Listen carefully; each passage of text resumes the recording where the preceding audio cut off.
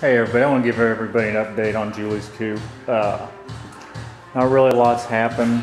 The motor's down being machined. That was kind of a bigger deal than I thought it would be since it's a Babbitt bearing motor.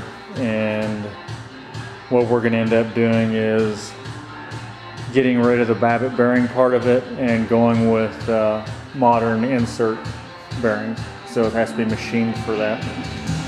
So while it's out being done, and it'll be back in probably another 2 or 3 weeks from what I hear, I've been painting some of the miscellaneous motor parts and getting everything ready for when it does come back.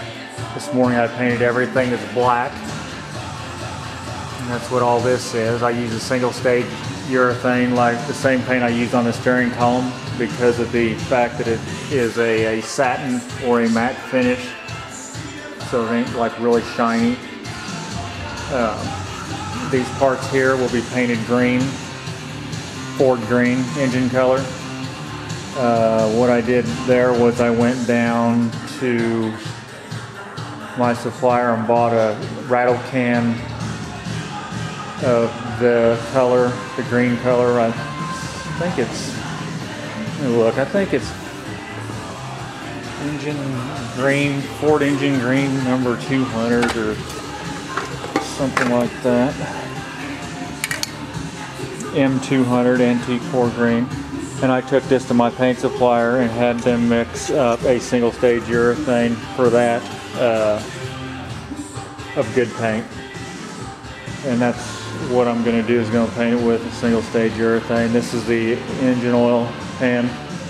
This thing had a little bit of a hefty dent in the bottom of it. I have what's called an auto shot unispotter.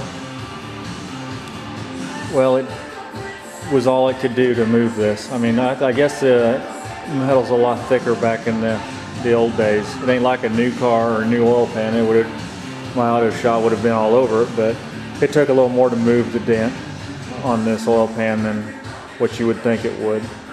So I removed the dent in it, and I just painted all this stuff outside. I'm not going to clear everything out of here just to paint some miscellaneous motor parts. So that's what I did. I just went between the house and the garage and carried the stuff in back and forth. Went out, put a coat on, nice wet coat on, and come back in and took the next part out. And anyway, that's what I did. This is the exhaust manifold. I probably would not expect this paint to stay on there. We'll see. I know that the single stage urethanes and the base coat, clear coats, will stay on the blocks pretty good as long as you don't get the paint too thick. Otherwise, especially on the base coat, clear coat side of it, if you get it too thick, when that motor starts to heat up, it will yellow the clear if you have too much on. So, like I said, I don't know if this will stay on the exhaust manifold. I may have to do some high heat something or the other on it. But I figured it was worth a shot. If it stays, it stays. If it doesn't, it doesn't. But there's a fan. It turned out really nice considering it was sprayed outside. All the bolts that are supposed to be black, ready to go.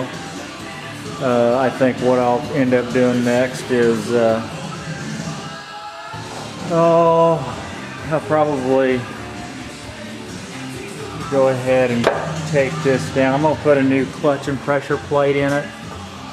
So I'll probably end up, let me rephrase that. I'm not going to put a new pressure plate in it. I originally was going to do that, and I was advised against that because the new pressure plates that you buy are for like small block Chevrolets, and this coupe does not have a hydraulic clutch. It's just a mechanical clutch. So with that said, the spring tension on the newer ones are like 10 times what these are. So I'm going to go ahead and use this one. I'm going to take it down and have it machined. I'm going to take the flywheel down and have it machined, and I'm just going to put a new clutch disc in it and a new throwout bearing. We're going to call it good on that. So I did go ahead and buy the float motor kit. we'll see how that all works out. I got some parts over there that I painted for this kit that go along with it, but I do have a oil pump down here that is going to get redone. I do have the kit to rebuild that, so that's something that I can do. I shot all this with this gun right here, and this is a Harbor Freight paint gun. This paint gun I've had for approximately 12 years, and it sprays as good as the day I bought it. I normally will only shoot primers and surfacers with this gun, because those items are really hard on guns. So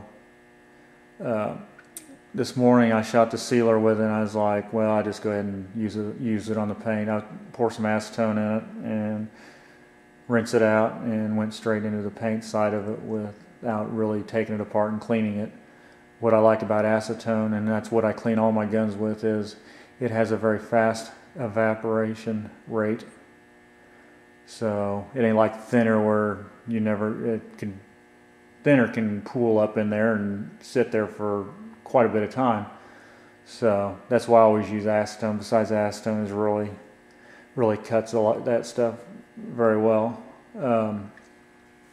Anyway, that's about it, guys. Just waiting on motor parts. Like I said, I'm gonna paint this stuff here green and get it ready to go, and I'm gonna rebuild the oil pump. I'll probably take all this stuff here, once it's dry, I'll probably take it downstairs and get it out of the way. Something else I did do is I went ahead and removed the big hole that was in the firewall here, and you can see that turned out pretty good, considering I had to refab this corner here, because it was gone. Like I said earlier about the Unispotter, this sheet metal on the firewall is really thick compared to what I think that machine was designed for. I couldn't get this out, and I got a lot of it out, but what is going to end up happening is I'm just going to leave that the way it is. When I restore this car, I will take the fuel tank out and the firewall off, and then I'll work this out on a bench. That way I can get behind it. I can't really get behind it because, one, I got a gas tank there, and I got a freshly painted steering column there, so I can't really get in there and really tag on anything to beat it out. So I decided I was just going to go ahead and leave it until the cosmetic part of this deal is done. But what I did do is I did go ahead and do the door stays. I had to weld the tabs back on for the door stays, and went ahead and got them installed, so the doors don't swing clear around like they were doing earlier. So I put the new center caps on, and like I've always said, when I put new parts on this car, it's like putting a diamond in a hog's ass. But someday it will all work out and look like something. So anyway, guys, have an awesome weekend, and thanks for watching. Bye.